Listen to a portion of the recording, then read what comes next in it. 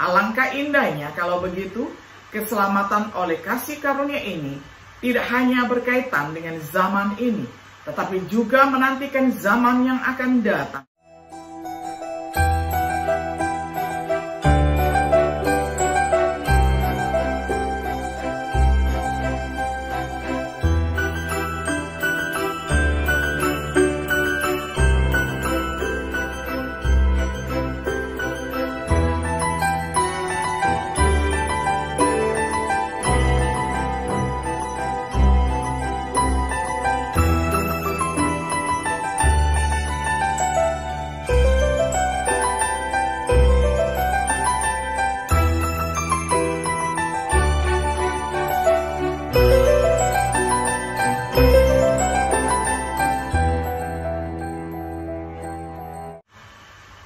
Shalom, sahabat Biblika yang dikasihi oleh Tuhan. Senang sekali hari ini kita dapat berjumpa kembali di dalam acara Refleksi Sahabat Biblika. Pada hari ini kita tiba pada episode yang ke-8 di dalam serial pembahasan kitab Efesus dengan tema Keselamatan oleh kasih karunia melalui iman. Saya akan membacakan firman Tuhan untuk kita semuanya dari Efesus 2 ayat 4 hingga ayat yang ke-10. Saya akan bacakan untuk kita semuanya di dalam terjemahan sederhana Indonesia. Tetapi karena Allah Maha Penyayang dan penuh belas kasihan, Dia mengasihani kita dan menyatakan kasih-Nya secara luar biasa. Pada waktu kita masih dalam keadaan mati rohani dan terus-menerus melawan perintah-Nya, Allah memberikan hidup yang baru kepada kita. Hal itu terjadi karena kita bersatu dengan Kristus, sehingga secara rohani kita ikut dihidupkan kembali bersamanya ketika Allah menghidupkan Dia dari kematian. Jadi, jelaslah bahwa kita diselamatkan hanya karena kebaikan hati Allah. Dan karena kita bersatu dengan Kristus Yesus, kita juga secara rohani diangkat ke surga bersama Kristus. Di sana secara rohani kita sudah duduk bersama Raja kita, Yesus. Allah melakukan semuanya itu supaya di masa yang akan datang, Dia dapat membuktikan kepada kita bahwa Dia sangat baik kepada kita. Kebaikan hati-Nya memang luar biasa bagi kita yang sudah bersatu dengan Kristus Yesus. Sekali lagi, kita diselamatkan oleh karena kebaikan hati Allah. Dan keselamatan itu kita terima hanya karena kita percaya penuh kepada Kristus. Kita tidak bisa selamat dengan usaha kita sendiri. Keselamatan itu adalah pemberian Allah. Jadi kita selamat bukan karena kita melakukan perbuatan baik. Memang Allah sudah mengatur hal itu supaya tidak ada seorang pun yang dapat membanggakan diri tentang keselamatannya.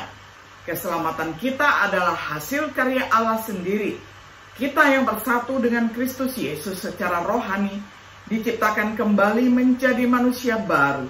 Dengan begitu, kita dimampukan untuk melakukan hal-hal baik yang sudah Allah rencanakan sejak semula untuk kita lakukan.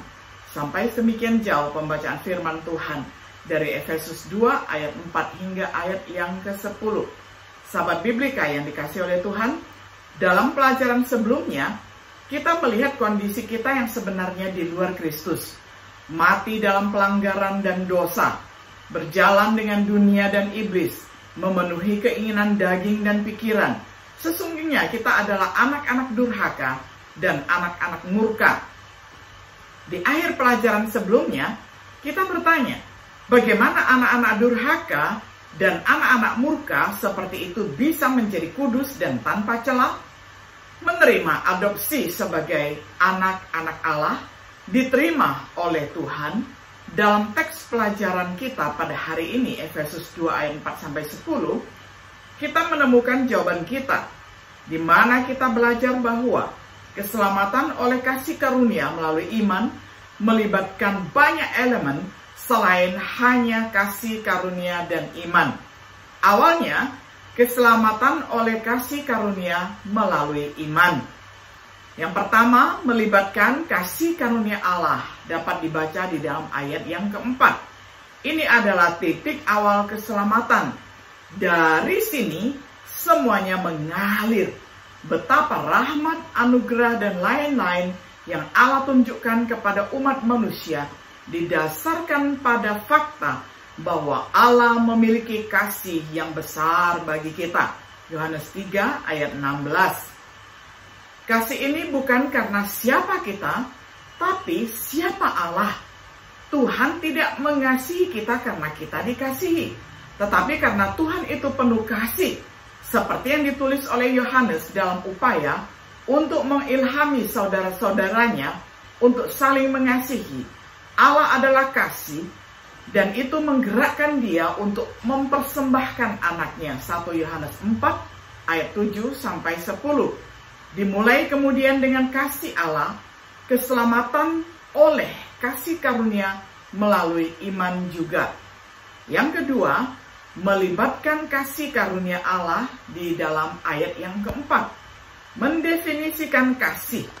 Kata eleos didefinisikan oleh Vine Expository Dictionary sebagai manifestasi lahiriah dari rasa kasihan.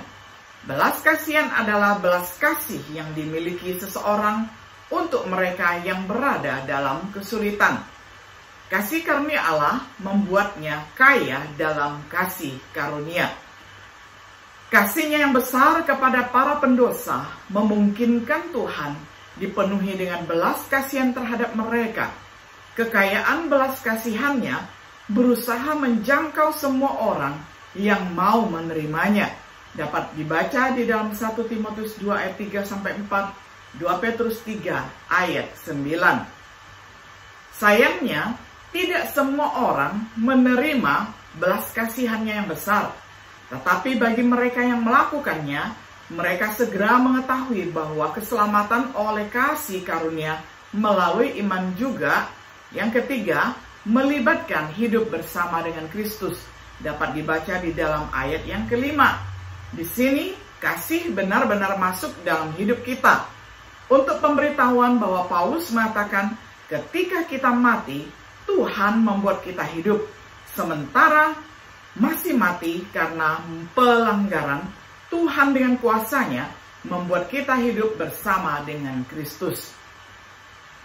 Meskipun tidak sepenuhnya dijelaskan dalam perikop ini, bagaimana dan kapan hal itu terjadi, hal itu terjadi karena perkenanan yang tidak pantas kita terima dari Tuhan, semata-mata dari kasih karunia Allah. Bagaimana dan kapan kita dihidupkan bersama Kristus dijelaskan di ayat lain, khususnya di dalam Kolose 2 ayat 11 hingga ayatnya yang ke-13, di mana kita belajar bahwa itu adalah dalam baptisan. Kita dikuburkan bersama Kristus dan kemudian dibangkitkan bersama Dia. Kita yang mati karena pelanggaran dan karena jasmani yang tidak bersunat, dengan demikian dihidupkan bersama-sama dengan Kristus. Kolose 2 ayat 13. Semua pelanggaran kita telah diampuni. Kolose 2 ayat 13. Kisah Para Rasul 2 ayat 38. Kemudian pasal 22 ayat 16. Jadi sementara teks kita di Efesus sebenarnya tidak merujuk pada baptisan itu sendiri, teks ini menjelaskan apa yang terjadi ketika seseorang dibaptis ke dalam Kristus. Oleh kasih karunia Allah kita telah dihidupkan bersama dengan Kristus.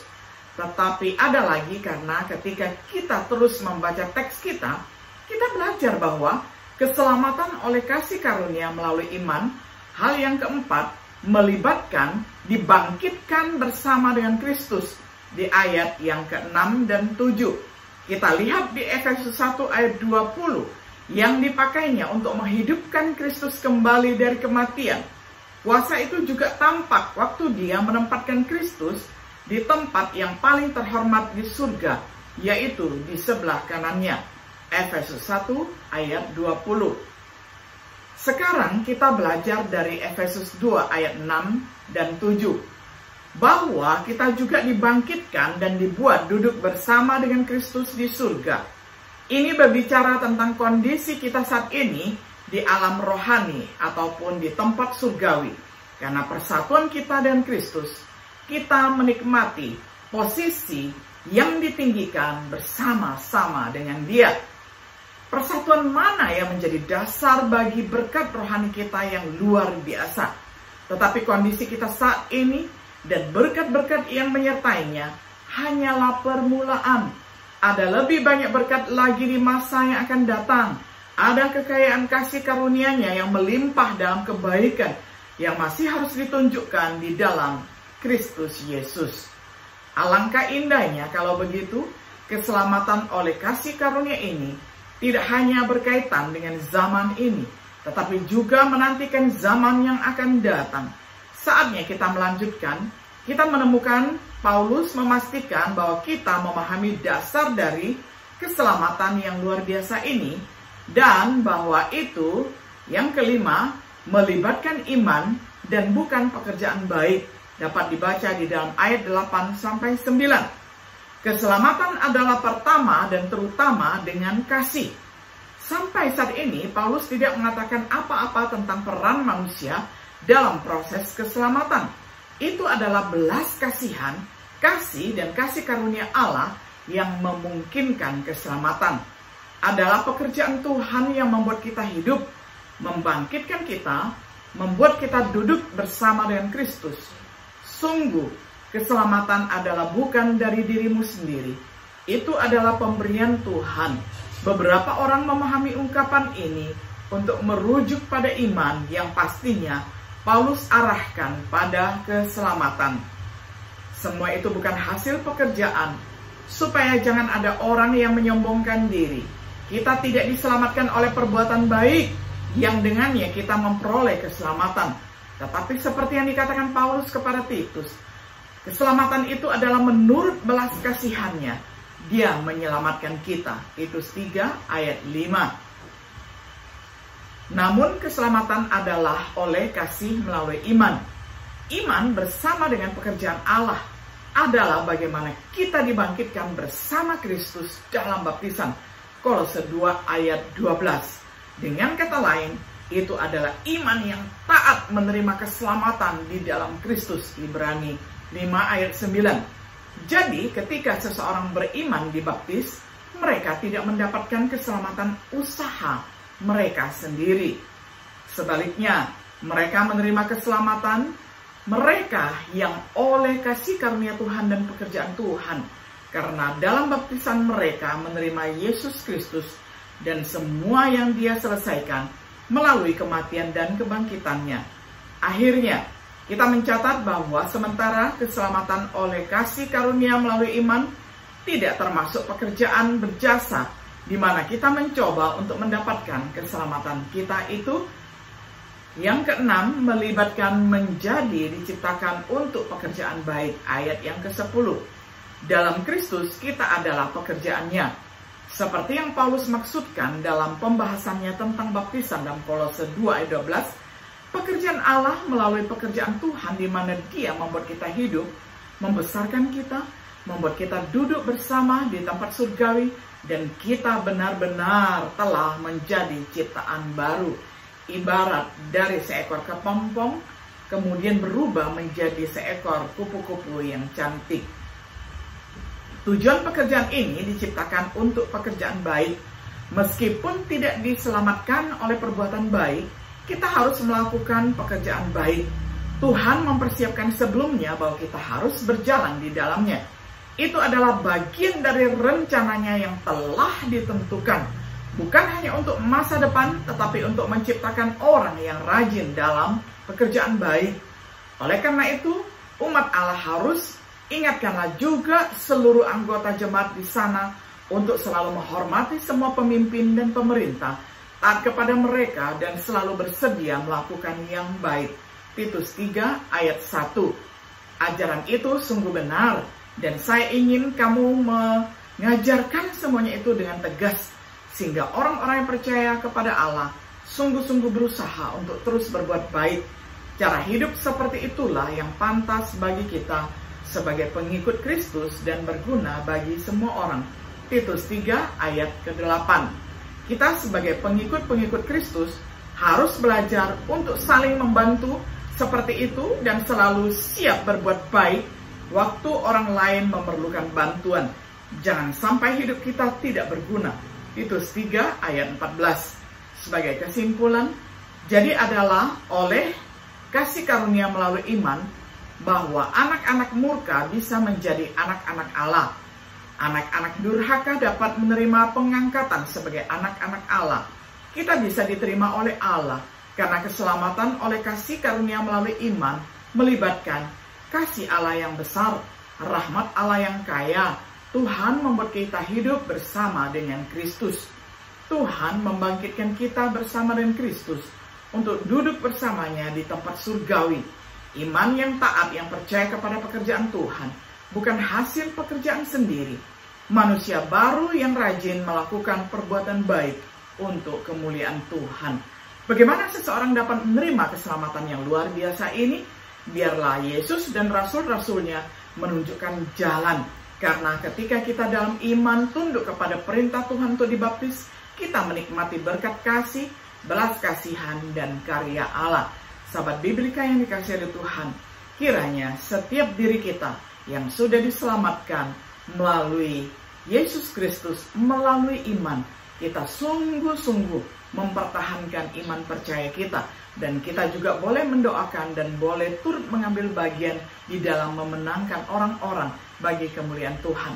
Kiranya Tuhan Yesus senantiasa memberi kita kekuatan, penghiburan, serta berkat untuk mengambil bagian di dalam pekerjaan Tuhan. Shalom.